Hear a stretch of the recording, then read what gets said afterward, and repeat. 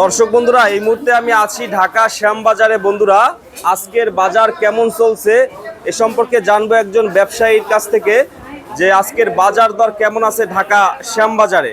আসসালামু আলাইকুম। ওয়ালাইকুম আসসালাম। স্যার কেমন আছেন? আলহামদুলিল্লাহ ভালো আছি। ভালো আছেন? জি, বাজার দরের আগে আপনাকে ধন্যবাদ জানাই। জি জি। গতকাল পয়লা বৈশাখ গেছে, সেই উপলক্ষে আপনাকে নববর্ষের শুভেচ্ছা জানাই। এর সাথে গোটা দেশবাসীকে আমি আপনার মাধ্যমে নববর্ষের শুভেচ্ছা জানাচ্ছি। আপনাকেও শুভেচ্ছা। আর বাজার হচ্ছে আজকে নভেম্বর মাসের 25 তারিখে বাজার ভারতের একটা চক্র, ব্যবসায়িক চক্র এই দেশে কিছু অফিসারের সাথে যোগসাজি করে, কিছু মন্ত্রণালয়ের অফিসারের সাথে যোগসাজি করে এই দেশে লক্ষ লক্ষ টন পেঁয়াজ ভারত থেকে এদেশে প্রবেশ করা, রপ্তানি করা, এই দেশের বাজার 6 লাখ করেছে। আজ 4 মাস ওই 6 লাখের পর আর বাজার উঠি খাড়াই নাই, বাজার ই করি নাই, বাজার আর উঠে দাঁড়ায় নাই, বাজার বাড়িও নাই। এটা হচ্ছে আমরা 3টা পণ্য বিক্রি করি। একটা হচ্ছে প্রধানত পেঁয়াজ, দ্বিতীয় রসুন, তৃতীয় আলু, চতুর্থ আদা। বুঝছেন, আমাদের পণ্যগুলা এতই বাঙালি জাতির জন্য, বাঙালি ফ্যামিলির জন্য এতই ভালো জিনিস। পেঁয়াজ, রসুন, আদা, এইগুলা 18 কোটি মানুষের রান্নার সময় মশলা হিসাবে কাজে লাগে। বুঝছেন, প্রধান মশলাই হচ্ছে বাঙালি জাতির। বুঝছেন, প্রত্যেকটা ফ্যামিলিরই তরকারি রাঁধতে গিয়ে রসুন, পেঁয়াজ আর আদা এটা প্রধান মশলা। তারপরে অন্য অন্য আরো আছে।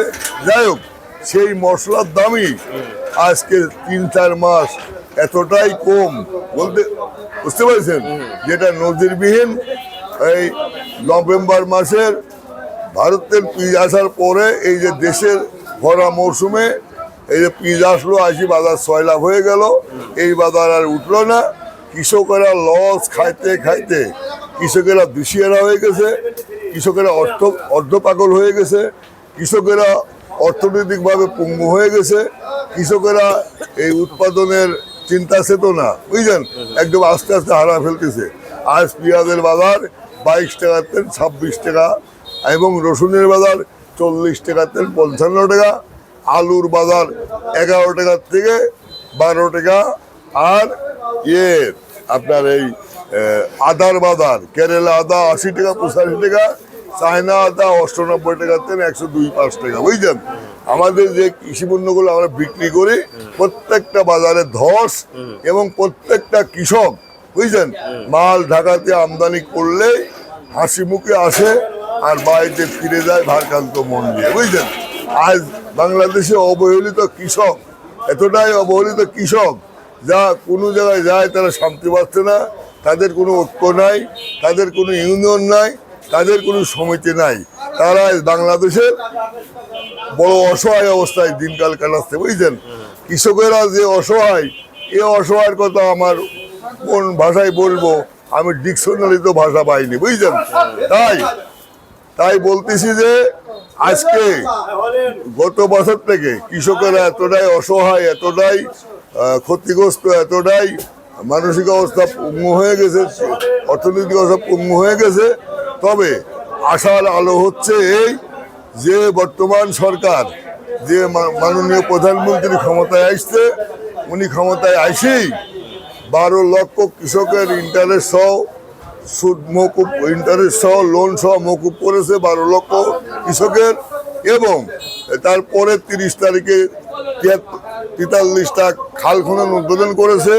এবং গতকাল পয়লা বৈশাখ গেছে, গতকাল উনি 20,673টা কৃষি কার্ড কৃষকের মধ্যে বিতরণ করেছেন টাঙ্গাইলে থেকে। বুঝছেন, সেই কার্ডে কৃষকেরা 10 রকমের উপকৃত হবে। বুঝছেন, 10 রকমের উপকৃত হবে। এটা মনে করেন যে হয়তো সার একটু কম ন্যায্য মূল্য পাবে, তেল একটু ন্যায্য মূল্য পাবে, এইরকম ধারণার মনে করেন যে 10 রকমের উপকৃত হবে কৃষকেরা। বুঝছেন, মাননীয় প্রধানমন্ত্রী গতকাল পয়লা বৈশাখে কৃষি কার্ড বিতরণ করেছে। এই হলি 1 নম্বর খুশির খবর। 2 নম্বর, আপনার এই কৃষি বিপ্লব ঘটাবে কৃষকের পাশে যে দাঁড়াবে এরকম তার মধ্যে মানসিকতা সৃষ্টি হয়ে গেছে ক্ষমতা আসার পরপরই। কারণ হচ্ছে উনি দেখছে যে দেশে অতীতের সরকার কৃষকের পিষে পিষে মারেছে, পিষে পিষে রক্ত খাইছে, কৃষকের পাশে দাঁড়ায় নাই। বুঝতে পেরেছেন? অতীতের সরকার 900 টাকা সার নেছে, 1800 টাকা 4 আউন্স বীজ, 400 টাকা ছিল লেছে 700 টাকা। ব্যাংক লোন যেখানে 4% ছিল লেছে 16%। আপনার তেল যেখানে ছিল 13 টাকা লিটার, 33 টাকা লিটার, সেখানে লেছে 98 টাকা লিটার, 102 টাকা লিটার। বুঝলেন? এইভাবে অতীতের সরকার কৃষকের পিষে পিষে কৃষকের রক্ত খাইছে, কৃষকের পাশে যায়নি, কৃষি বিপ্লব দেশে ঘটে নাই। আসলে এই দেশে কৃষক হলি চালিকা শক্তি, কৃষিপূর্ণ দেশ, কৃষিয়ায়ন দেশ। কৃষকের উন্নতি ঘটাতে পারলে, কৃষকের মুখে হাসি ফোটাতে পারলে দেশ উন্নতি হবে, জাতির উন্নতি হবে, মাননীয় প্রধানমন্ত্রীর মুখ বিশ্ব দরবারে উজ্জ্বল হবে। আজকে সব দিকে যাই করুক না করুক, অন্য অন্য দিকে অনেক পণ্যের দাম আকাশ ছোঁয়া আছে। বুঝছেন? সেসব দিক যাই করুক, আজকে তেলের দাম কমাবে। বুঝছেন? বিশ্বযুদ্ধ কমলে মধ্য রাষ্ট্রের যুদ্ধ কমলে তেলের দাম কমাবে, দাম ধরি তেল মাঠে নিয়ে যাবে কৃষকেরা, সারের দাম কমাবে, বস্তা ভরি সার নিয়ে যাবে শখে। বুঝছেন? বিষের দাম কমাবে, তার বিষ নিয়ে যাবে শখে, এবং স্বল্প ইন্টারেস্টের লোন দেবে বর্তমান সরকার।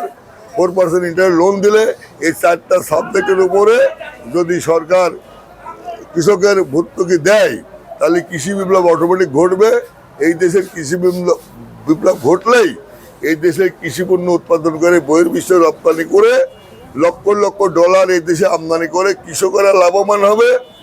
এই দেশের কৃষকেরা লাভবান হলে অন্যান্য কাপড়ের ব্যবসা করেন, আরও প্রত্যেকটা ব্যবসার বেচা কেনা হবে, ডেভেলপ হবে, সরকারেরও ডেভেলপ হবে।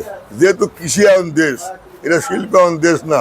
আমি তাই মাননীয় প্রধানমন্ত্রী তারেক জিয়া সবিনয় অনুরোধ করে বলতেছি, কৃষি বিপ্লব ঘটান, কৃষকের পিছিয়ে বিনিয়োগ করেন। যেমন আপনার বাবা করেছিল, কৃষি বিপ্লব ঘটাইছিল, 13 টাকা লিটার তেল ছিল, 4.5 টাকা কেজি সার ছিল, এবং কৃষি লোন ছিল 2%, এবং 4 আউন্স বীজ ছিল 50 টাকা। এইভাবে বিদেশ থেকে ধানের বীজ নিয়ে আসি কৃষকের হাতে দিয়েছিল, পানির মেশিন বিদেশ থেকে নিয়ে আসি চকে চকে দিয়েছিল। কৃষি বিপ্লব ঘটেও ছিল, মানুষ তার সুফলও পাইছিল। মাননীয় শহীদ রাষ্ট্রপতি দেশে ক্ষমতা আসার 15 দিন পর চাউল ছিল 15 দিন আগে 7 টাকা শের। প্রেসিডেন্ট শহীদ রাষ্ট্রপতি ক্ষমতা আসার পরে চাল হয়েছিল 2.5 টাকা শের, আর শ্রমিকের দাম বৃদ্ধি পাইছিল।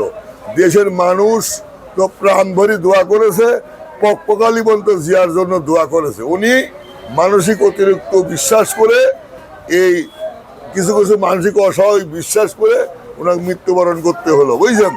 আর তাই মাননীয় প্রধানমন্ত্রী বলি, আপনি কৃষি বিপ্লব ঘটান, দেশে কৃষকের উন্নতি ঘটান, দেশের উন্নতি হবে। আজকে পেঁয়াজের বাজার এতটাই খারাপ, মনে করেন যে 1 তারিখ থেকে 10 তারিখ পর্যন্ত দেশে পেঁয়াজ রাখি হয়েছে কয়েক লাখ টন পেঁয়াজ। 22 টাকার পেঁয়াজ 32 টাকা হয়েছিল। 1 তারিখ থেকে 10 তারিখ পর্যন্ত রসুন আপনার পার কেজিতে 15 টাকা বেড়েছিল, কয়েক লাখ টন রসুন স্টক হয়েছে। বুঝলেন? 1 তারিখের থেকে 10 তারিখ পর্যন্ত বাংলাদেশে আলু না হলে 75 লাখ টন আলু, 75 লাখ টন আলু গোডাউনে স্টক হয়েছে। বুঝলেন? তার জন্য 1 তারিখের থেকে 10 তারিখ পর্যন্ত পেঁয়াজ, রসুন, আদা, আলু সব গোডাউন জাত হয়েছে। বাজার 10 টাকা 15 টাকা কেজি বেড়েছিল, কিন্তু 10 তারিখের পর থেকে প্রত্যেকটা বাজার ধস। পেঁয়াজের বাজার ধস, রসুনের বাজার ধস, আলুর বাজার ধস, আদার বাজার ধস। অথচ বুঝলেন, এই পেঁয়াজ, এই রসুন, এই আদা, বুঝলেন, বাঙালি জাতির 18 কোটি মানুষের তরকারি রান্না করার প্রধান মশলা। এই পেঁয়াজ যদি 50 টাকা কেজি হইতো, ভোক্তাদের জন্য অস্বাভাবিক হতো না। এই রসুন যদি 80 টাকা কেজি হইতো, ভোক্তাদের জন্য ক্রয় ক্ষমতার অসুবিধা হইতো না। আদা যদি 150 টাকা কেজি হইতো, ভোক্তাদের জন্য অসুবিধা ছিল না। বুঝলেন?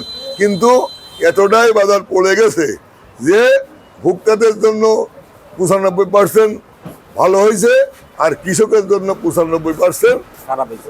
খারাপ হয়েছে এবং লস পয়েন্টে চলে গেছে, বুঝলেন? তাই মাননীয় প্রধানমন্ত্রী বলতেছি যে আপনার বাণিজ্য মন্ত্রণালয় বলেন এই দেশ থেকে কিছু আলু বিদেশে রপ্তানি করুক, তাহলে কৃষকেরা ন্যায্য মূল্য পাবে। এই দেশে যে যা পেঁয়াজের চাহিদা তা উৎপাদন বেশি আছে, কিছু রপ্তানি করুক, কৃষকেরা ন্যায্য মূল্য পাক, তাহলে এবার কৃষকের উন্নতি হলে দেশের উন্নতি। কৃষক যদি গেলে কৃষকের মুখে হাসি ফুটলে জাতির মুখে হাসি ফুটবে। কৃষকের কল্যাণ হলে দেশের কল্যাণ হবে, কৃষকের কল্যাণ হলে প্রধানমন্ত্রীর কল্যাণ হবে, প্রধানমন্ত্রীর মুখ বিশ্বের দরবারে উজ্জ্বল হবে। তাই আপনার মাধ্যমে আজকে গতকালকে পয়লা বৈশাখ গেছে, 1433 সালের প্রথম দিন গেছে। আমি আশা করি আপনার মাধ্যমে এই শুভ নববর্ষে ব্যবসা শুভ হোক, সবার জন্য কল্যাণ বয়ে নিয়ে আসুক। মাননীয় প্রধানমন্ত্রীও পয়লা বৈশাখে শুভ উদ্বোধন করেছে কৃষিকাজ। সব গোটা বাংলাদেশের 18 কোটি মানুষের কল্যাণ বয়ে নিয়ে আসুক। এই 1433 সালের বৈশাখে মাসের প্রথম দিনে সব কৃষকেরা যেন ভালো থাকে, ব্যবসায়ীরা ভালো থাকে এবং মাননীয় প্রধানমন্ত্রী ভালো থাকে, দেশ যেন ভালো থাকে। এই শুভ দিনে সবার শুভ কামনা করতেছি। শেষবারের মতো গোটা 18 কোটি মানুষই এই নববর্ষের শুভেচ্ছা জানাচ্ছি। Thank you. আসসালামু আলাইকুম। নমস্কার।